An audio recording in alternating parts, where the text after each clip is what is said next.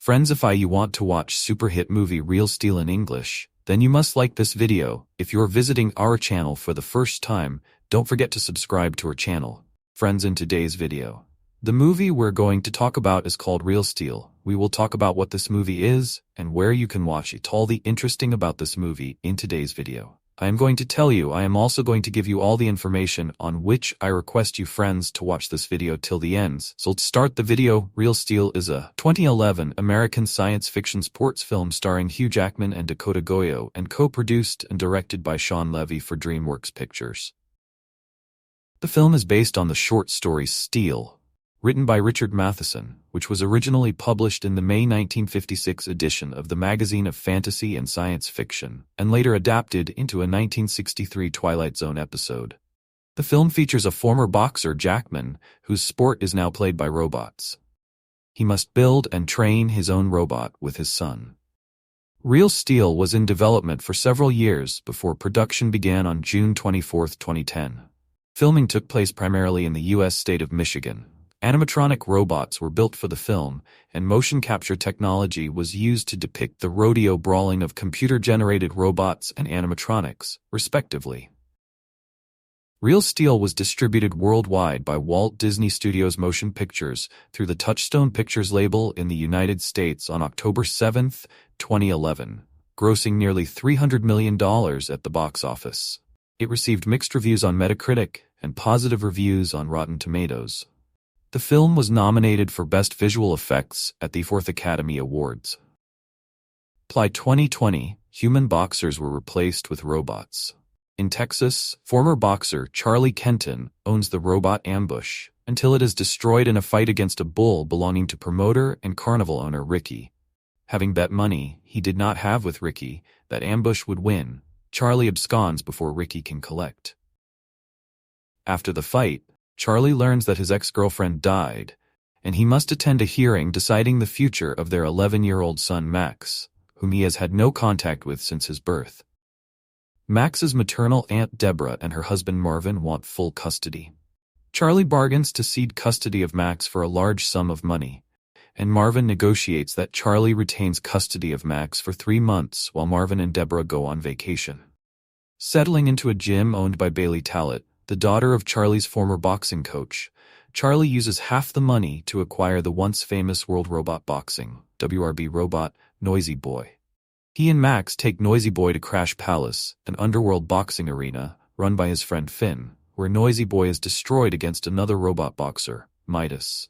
While scavenging for replacements in a junkyard, Max discovers Adam, an obsolete, dilapidated but mostly intact sparring robot. It is designed to withstand severe damage with a rare shadow function program which mirrors and memorizes the handler or opponent's movements. At Max's behest, Charlie pits Adam against another robot, Metro, and is surprisingly victorious. Max integrates Noisy Boy's voice command hardware with Adam and convinces Charlie to streamline Adam's movements. Combined with Charlie's boxing experience and Adam's shadow function, they cultivate a series of winning streaks that culminate in Charlie being offered to a WRB fight between Adam and the national champion, Twin Cities. The fight starts with Adam on the attack, but Twin Cities easily takes the offensive. Charlie notices a hitch whenever Twin Cities throws a right punch, and he exploits this to win by knockout. Elated by their success, Max challenges the undefeated global champion robot Zeus. After the fight, Ricky and 2 henchmen attack Charlie for bailing earlier and rob him and Max of their winnings, prompting a defeated and dejected Charlie to return Max to Deborah. When Charlie tries to convince and upset Max that it is better to live without him, the boy reveals that all he wanted was for him to fight for him and be there as a father. After Max leaves, Charlie returns to Talbot's gym and talks with Bailey. Persuaded by her, he reconciles with Max and convinces Deborah to allow Max to witness the fight with Zeus that Charlie has arranged. As the fight begins, Zeus knocks Adam down with its first punch and dominates the first round, but Adam manages to survive, stunning the audience. Ricky, who bet with Finn on Adam losing within the first round, tries to leave but is cornered by Finn and his bookmakers. As the fight continues, Adam lands multiple punches and withstands further attacks, but makes no definitive progress. Late in the 4th round, Adam's voice response controls are damaged, forcing Charlie to fight Zeus with Adam's shadow function. In the fifth and final round, Adam wards off Zeus long enough to deplete its power core, at which point Charlie directs Adam to begin its counterattack against an exhausted Zeus. With Zeus's programmers unable to compensate, the designer Takmashido intervenes and controls Zeus manually. Adam gives Zeus a beating, but Zeus narrowly avoids losing by knockout. Zeus wins by decision and remains undefeated, but Mashido's group is left humiliated by the near loss and Zeus being critically damaged. Despite the match result, Adam is triumphantly labeled the people's champion by the cheering crowd as Max and Charlie celebrate.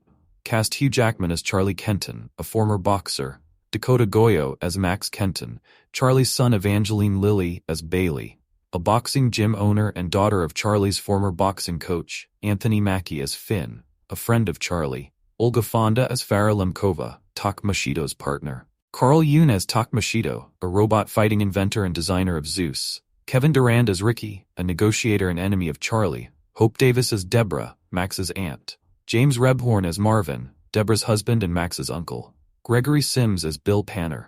Production development, based on Richard Matheson's 1956 short story Steel. The original screenplay was written by Dan Gilroy and was purchased by Dreamworks for $850,000 in 2003 or 2005. Sources differ. The project was one of 17 that Dreamworks took from Paramount Pictures when they split in 2008. Director Peter Berg expressed interest in the project in mid-2009 but went no further. Levy was attached to the project in September 2009, and Jackman was cast in the starring role in November for a $9 million fee. In the same month, Steven Spielberg and Stacy Snyder at DreamWorks greenlit the project. Les Boheme and Jeremy Levin had worked on Gilroy's screenplay, but in 2009 John Gattens was working on a new draft, 9. When Levy joined the project, he worked with Gattens to revise the screenplay, spending a total of 6 weeks fine-tuning the script. Advertising company 533 did a 200-page Bible about robot boxing. Levy said he was invited by Spielberg and Snyder while finishing Date Night, and while the director initially considered Real Steel to have a crazy premise, he accepted after reading the script and feeling it could be a really humanistic sports drama. Filming Real Steel had a production budget of $110 million. Levy chose to set the film in state fairs and other old-fashioned Americana settings that would exude nostalgia and create a warm tone for the film's father-son story. There was also an attempt for the scenery to blend in new and old technology. Filming began in June 2010 and ended by October 15, 2010. Locations include areas around Detroit, Michigan, and across the state, including at the Renaissance Center, the Cobo Arena, the Detroit Fire Department headquarters, the Russell Industrial Center, the Ingham County Courthouse in Mason, Michigan, the Leslie, Michigan Railroad Depot, the former Belle Isle Zoo, and the Highland Park Ford plant. Jason Matthews of Legacy Effects, successor to Stan Winston Studios, was hired to turn production designer Tom Meyer's robot designs into practical animatronic props. He said, "We have 26.5 total live-action robots that were made for this film. They all have hydraulic neck controls. Adam has RC radio-controlled hands as well." According to Jackman, executive producer Spielberg actually said to Sean, "You should really have real elements where you can. Basically, if they're not walking or fighting, that's a real robot." Levy added that Spielberg gave the example of Jurassic Park, where Winston's animatronic dinosaurs got a better performance from the actors, as they were seeing something real, and gave the visual effects team an idea of what it would look like. As Real Steel was not based on a toy, Meyer said that there was no guideline for the robots, and each was designed from scratch, with an attempt to put different personality and aesthetics, according to Levy. In Adam's case, it tried to have a more humanizing design to be an everyman who could attract the audience's sympathy and serve as a proxy to the viewer, with a fencing mask that Meyer explained served to show his identity was a bit hidden, so you have to work harder to get to see him. Executive producer Robert Zemeckis added that the mask became a screen so we can project what we want on Adam's face. Damage was added to the robots' decoration to show how they were machines worn out by intense battles. For scenes when computer-generated robots brawl, simulcam motion capture technology, developed for the film Avatar, was used. As Levy described the process, you're not only capturing the fighting of live human fighters, but you're able to take that and see it converted to CGI robots on a screen instantaneously. Simulcam puts the robots in the ring in real time, so you are operating your shots to the fight, whereas even 3-4 years ago, you used to operate to empty frames, just guessing at what stuff was going to look like. Boxing Hall of Famer Sugar Ray Leonard was an advisor for these scenes and gave Jackman boxing lessons so his moves would be more natural. Music main article. Real Steel soundtrack. Real Steel's soundtrack consists of 13 tracks featuring artists including Foo Fighters, Tom Morello, Eminem, Royce da 5'9", Bad Meets Evil, Yelawolf, 50 Cent, and Limp Bizkit. Levy, a fan of the Crystal Method, invited that duo to contribute to the soundtrack. They recorded 2 new songs for it after viewing a rough cut of the film. The album was released by Interscope Records on October 4, 2011. The score album, Real Steel, original motion picture score, consists of 19 tracks composed by Danny Elfman and was released on November 8, 2011, in the U.S. Levy considered Elfman one of the few composers who could do a score similar to that of the Rocky franchise, alternating guitar-based ambient music and songs with a full orchestra. Release Real Steel had its world premiere on September 6, 2011, in Paris at the Le Grand Rex. The film had its United States premiere on October 2, 2011, in Los Angeles at the Gibson Amphitheatre. It was commercially released in Australia on October 6, 2011, followed by the United States and Canada on October 7, 2011. Its U.S. release, by Walt Disney Studios Motion Pictures, was originally scheduled for November 18, 2011, but it was moved earlier to avoid competition with the Twilight Saga, Breaking Dawn. Part 1. The film was released in 3,440 theaters in the United States and Canada, including 270 IMAX screenings. There were also over 100 IMAX screenings in territories outside the United States and Canada, with 62 screenings on October 7th. Marketing Dreamworks released the first trailer for Real Steel in December 2010, and it was attached to Tron Legacy. In May 2011, Dreamworks released a second trailer. While the film features boxing robots, Levy said he wanted to show in the trailer the father-son drama, the emotion Americana of it. He said, "We are very much the robo-boxing movie, but that's one piece of a broader spectrum." In addition to marketing trailers and posters, Dreamworks enlisted the British advertising company 533 to build large physical displays representing the film as it had done for Pirates of the Caribbean. On Stranger Tides, the studio also collaborated with Virgin America to name one of their Airbus A320s after the film, and one of the film's robots is pictured on its fuselage. On September 19th, Jackman appeared on the weekly sports entertainment program WWE Raw to promote the film.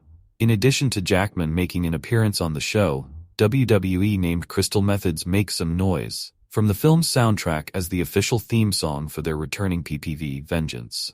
Jakks Pacific released a toy line with action figures based on Adam, Zeus, Noisy Boy, Midas, and Twin Cities. Citation needed. The company has also released a one-on-one playset fighting game with robots in a ring. 3A released a line of high-end 6th scale figures, as adapted by Australian artist Ashley Wood, based on Ambush, Adam, Midas, and Noisy Boy. Video game Jump Games released a fighting video game based on the film for Android and iOS devices, 39, and Yuki's made a game for the PS3 and Xbox 360. An arcade game was also released by Innovative Concepts in Entertainment, ICE. Home Media. The film was released on DVD, Blu-ray, and both high-definition and standard-definition digital download on January 24, 2012, from Walt Disney Studios Home Entertainment, under the Touchstone Home Entertainment label. Additional material includes Disney Second Screen, deleted and extended scenes with introductions by director Levy, and a profile of film consultant Sugar Ray Leonard.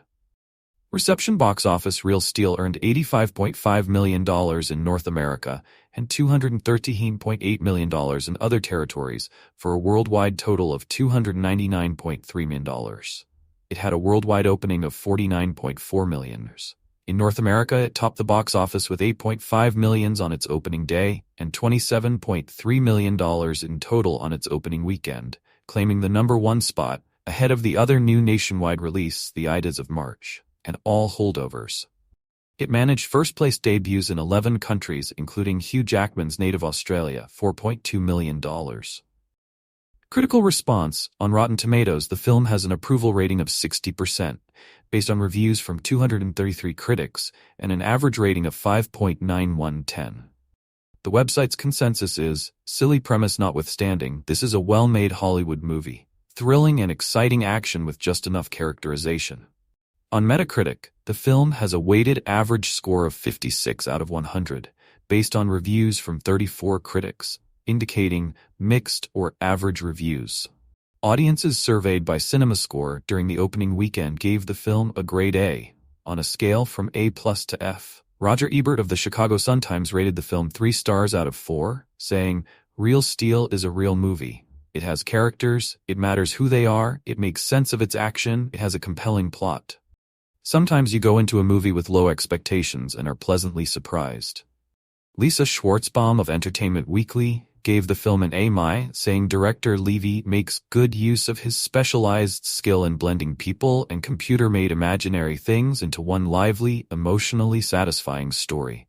Claudia Puig of USA Today said, though the premise of fighting robots does seem a plausible and intriguing extension of the contemporary WWE world, Real Steel is hampered by leaden, cliched moments in which a stubborn boy teaches his childish father a valuable lesson. James White of the UK magazine Empire gave the film 3 of 5 stars, saying, "Rocky with robots? It's not quite in Balboa's weight class, but Real Steel at least has some heft. There's barely a story beat among the beatdowns that you won't expect, and sometimes the saccharine gets in the way of the spectacle. But on the whole, this is enjoyable family entertainment." Real Steel imagines a near future when human boxers have been replaced by robots. Well, why not? Matches between small fighting robot machines are popular enough to be on television, but in Real Steel, these robots are towering, computer-controlled machines with nimble footwork and instinctive balance. In the real world, bots can be rendered helpless on their backs like turtles. It also must be said that in color and design, the robots of Real Steel are glamorous and futuristic retro enough to pose for the cover of thrilling wonder stories. The movie's story, however, is not from the future, but from the past, cobbling together Rocky's rags-to-riches trajectory and countless movies in which estranged fathers and sons find themselves forced together and end up forging a deep bond. Hugh Jackman stars as Charlie Kenton, a former boxer who is now hanging onto the fringes of the fight game as the owner-operator of a ramshackle robot he tours with. It's no match for the competition, and when the desperate Charlie replaces it with another battered veteran, it can't even outfight a real bull. Even during these early fight scenes, however, it's clear that the movements of the robots are superbly choreographed. My complaint about the battling Transformers of the movie series is that they resemble incomprehensible piles of auto parts thrown at each other. Fast cutting is used to disguise the lack of spatial continuity. Real Steel, however, slows down the fight action enough so that we can actually perceive it, and the boxing makes sense. Okay. It doesn't completely make sense, because when one of these behemoths slugs the other with a right cross to the jaw, we're wondering, 1. Shouldn't one of those punches cause as much damage as a car wreck? And 2. Why do robots have jaws? For that matter, why are they humanoid at all? Real Steel doesn't pause for logical explanations. In this world, robots do the work that human boxers used to do. Sugar Ray Leonard was a consultant on the fight scenes. The director is Sean Levy, who didn't endear himself to me with the Night at the Museum movies, but gets on base with this one. If the movie were all robot fights, it might be as unbearable as, well, a Transformers title. Drama enters in the person of Charlie's son, Max Kenton, Dakota Goyo, a smart, resilient preteen who, like all kids, seems to have been genetically programmed to understand computers, video games, and all allied fields. Charlie is a very bad absent father, and as played by Hugh Jackman, he is actually mean toward his boy. Charlie's sister, Hope Davis, and her husband, James Reborn, plan to adopt the boy, but in a complicated arrangement, Charlie first has to take care of Max for a summer. This Max is some kid. He loves robots. During a scouting expedition in a bot junkyard, he comes upon an ancient training robot named Adam, literally covered in mud, and convinces his dad this relic still has fighting potential. Amazingly, it hasn't entirely rusted away, and father and son rehab it and teach it some new tricks. One of its abilities is a mirror mode, which allows it to mimic the motions of its controller. Since Charlie is a has-been boxer, Max has faith that Adam can win as his dad's avatar. All, of course, leads up to a big match with a fearsome juggernaut named Zeus. To my amazement, this fight scene is as entertaining and involving as most human fights, and the off-screen story, involving Zeus's odious owners, adds interest. It's hard to hate a robot, but not its owners. Curiously, however, it's easy to love Adam. With his blue eyes glowing behind a face of steel mesh, and his skinny, muscular body facing off against giants, he's a likable underdog. Steven Spielberg was one of the producers of this film, and knowing of the research he put into making E.T. lovable, I wonder if screen testing was used to help design Adam. You wouldn't say he looked cute, but there is something about him that's much more appealing than his shiny high-tech rivals. Real Steel is a real movie. It has characters, it matters who they are, it makes sense of its action, it has a compelling plot. This is the sort of movie I suspect young viewers went to the Transformers movies looking for. Readers have told me they loved and identified with their Transformers toys as children. Adam must come close to representing their fantasies. Sometimes you go into a movie with low expectations and are pleasantly surprised. After a long campaign of similarly mediocre trailers, director-producer Sean Levy can only hope that his new challenger, Real Steel, will lift some eyebrows too. Levy, who has socked audiences with round after round of mainly family features and a couple of comedies, enters the ring of entirely different genres, sci-fi and action. He presents these dazzling aspects of Real Steel impressively. But ironically, it's the family drama that prevents his futuristic version of Rock'em Sock'em Robots from being a champ. When considering only the boxing action and showmanship of Real Steel, the entertaining 1-2 punch is a technical knockout. If I owned this movie on video, I would be skipping straight to the bot bouts, almost all of which were thoroughly satisfying. Also pleasing to the eyes and ears are the metallic mashers themselves. They've been designed beautifully and look exactly as you'd expect them to in near-future sporting events. It helps even more that, true to the film's title, the brawling bots look real despite being CGI at times. This additionally aids in maintaining a nice pace for a 2-hour movie by distracting viewers from the underwhelming scenes in between bot battles. Outside of the robot rumbles, Real Steel shows signs of rust. It's as if Levy desperately wanted to somehow program a Lifetime family drama into a Michael Bay blockbuster. I had no problem with Hugh Jackman playing his character like a warmer spin-off of his Wolverine persona, but man was that little kid insufferable. I nominate him for Most Annoying Character of the Year along with Russell Brand as Arthur. Don't watch it. And Justin Bieber in Never Say Never didn't watch it, which is an automatic nomination. At various times in Real Steel, I was hoping the kid would get accidentally punched in the face or back of the head by his own robot. Everybody stands so close to them. There are a couple of lingering shots of tears slowly rolling down the cheeks of some characters, as if Levy is telling us, this part is supposed to be sad, so you should be crying too. Except it's not anywhere close to being that emotive. Also, what the hell was that Dr. Pepper dancing sequence?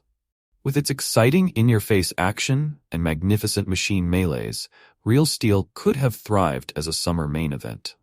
The sci-fi action contender will give you a decent post-Transformers fix, but its father-son story is no Warrior, giving your tear ducts a rest and Real Steel a split decision.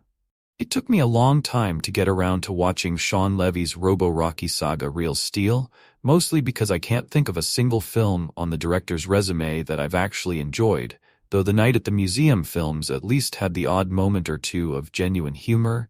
They were pretty dire overall. Real Steel certainly isn't as bad as his other movies, but it's not exactly a great film either. Hard-drinking, hard-living boxing robot operator Charlie Kenton is in debt to some very shady characters and seems unable to make anything other than bad decisions when it comes to his robots and his money. Soon after, we're introduced to him, following a disastrous fight in which his robot loses a fight to an actual bull, which seems unnecessarily cruel. For the bull at least, the destroyed robot gets zero sympathy from me.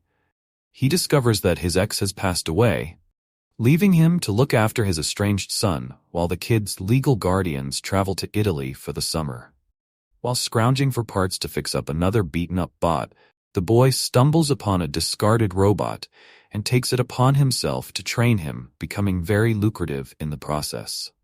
Though Charlie's initial motivation is the money the popular robot brings in, he's soon bonding with his kid, leading them to work together to take on the big robots at the top of the league.